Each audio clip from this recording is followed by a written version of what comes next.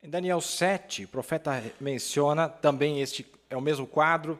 Lembra que ele estava falando de Daniel 7 sobre os animais e como João viu a mesma visão, como os animais estavam juntos neste momento aqui. E aqui ele está falando sobre esse tempo de juízo.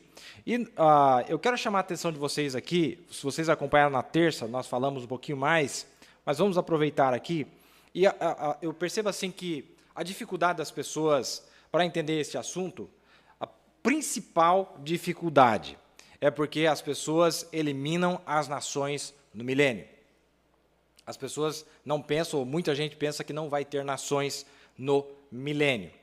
E existem tantas escrituras para mostrar que vai ter nações no milênio. Uma delas, por exemplo, onde mostra em Isaías 2, falando que as armas serão transformadas em ferramentas para trabalhar, mostrando que as nações estarão aqui no milênio e as pessoas estarão trabalhando. Com a mesma tecnologia que era usada para fazer armas, todo o armamento que nós temos na Terra hoje, as pessoas estarão usando essa tecnologia, ou o que eles faziam antes, para fazer instrumentos de trabalho. O profeta disse no sexto selo, ele disse, a noiva não trabalha, mas as nações lá fora trabalham para a noiva. Então veja que a grande dificuldade é essa. Outra dificuldade. Na mensagem As 10 Virgens, que eu considero uma das mensagens, é um pivô de ligação muito importante para esses assuntos. É a mensagem As 10 Virgens e os 144 mil judeus. Nesta mensagem, o profeta mostra, ele disse que haverá, sim, um grupo de gentios, e eu quero chamar a atenção de vocês para isso, haverá um grupo de gentios que não tiveram a chance de ouvir o evangelho desta feita. Então, considere-se privilegiado, sendo um gentio, que ouviu o evangelho. Porque o profeta disse, ele fala isso nesta mensagem, e fala isso na mensagem Apocalipse capítulo 4, ele disse, a noiva deste dia não será capaz de testemunhar, pregar para todas as pessoas. Ele disse, a igreja desta era não será capaz. Mas o profeta disse, mas Deus lhes dará uma chance, Deus lhes dará um lugar, e eles estarão aqui no período do milênio. Este é o problema maior. Este é o problema maior. Porque, veja, irmãos, quando a noiva retorna para cá, como nós estamos enxergando todo esse quadro, Deus é um Deus de justiça, meus amados. Deus é um Deus de justiça, então, quando retorna-se para cá, essa cena de Daniel capítulo 7 é uma cena muito semelhante, que é uma coisa muito importante, se você quiser anotar, você que está na transmissão. Daniel 7 é a mesma cena do juízo do trono branco, só que não numa escala universal.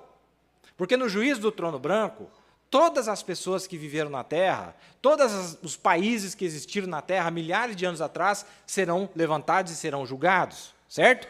Mas nesse momento aqui, nesse período que nós estamos vivendo, Deus vai julgar as nações que estão na Terra hoje. Mas o processo é o mesmo, as nações serão julgadas.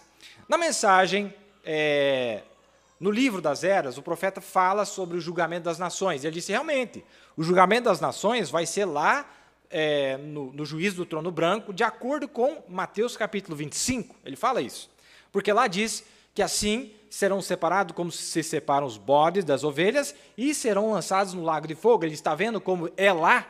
Muito bem, isso está correto. Mas quando Deus retorna, quando a noiva retorna para cá, essas nações gentias serão julgadas de acordo com o tratamento que eles deram para os crentes que viveram nessas nações. Então, o processo é o mesmo.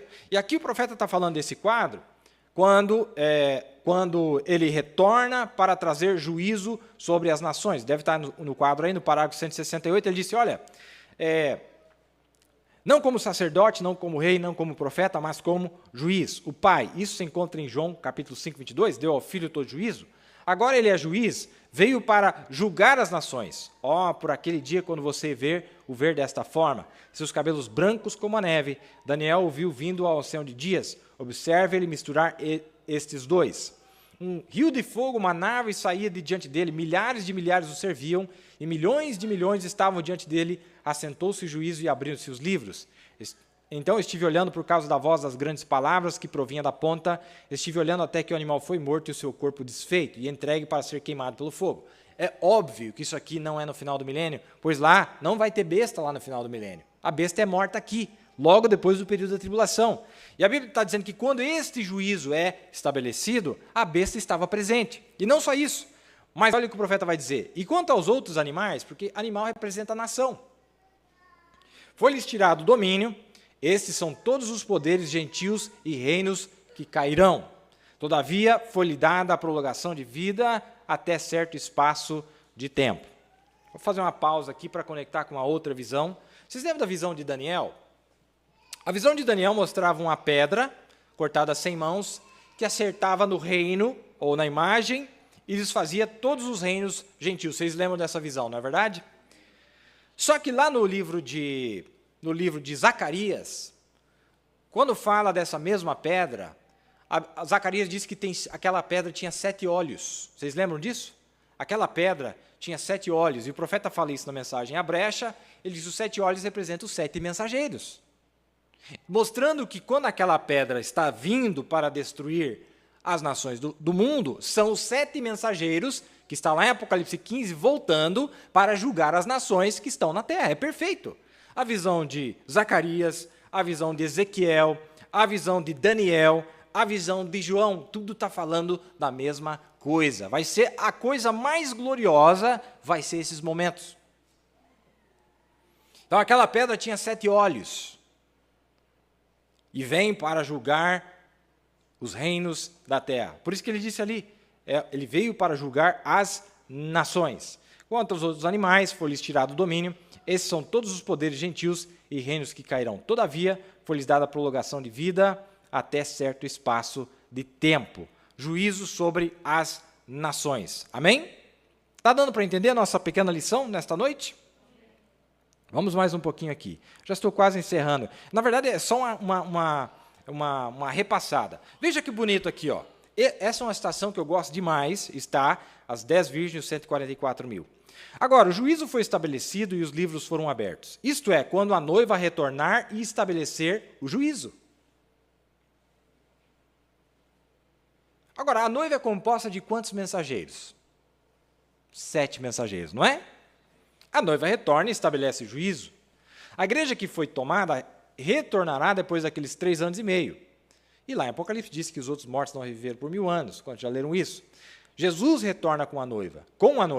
Agora, lembre-se, como eu já tenho dito, tudo é em 3, sua vinda é em 3. A primeira vez ele veio para redimir, segunda para levar ela embora, como num caso de amor, passa por lá, rouba de noite, leva ela embora do mundo, se encontra com ele nos ares, a vinda secreta do Senhor. A segunda vez que ele vem é para receber. A primeira vez para redimir, a segunda vez para receber, a terceira vez com ela, rei e rainha.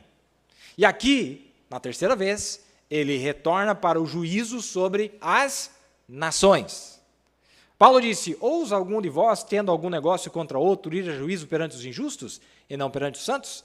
Não sabeis vós que os santos hão de julgar o mundo? Ele está citando uma escritura para mostrar que isto é perfeito. Aqui é o juízo que tinha se dado a Cristo e a sua parte da família.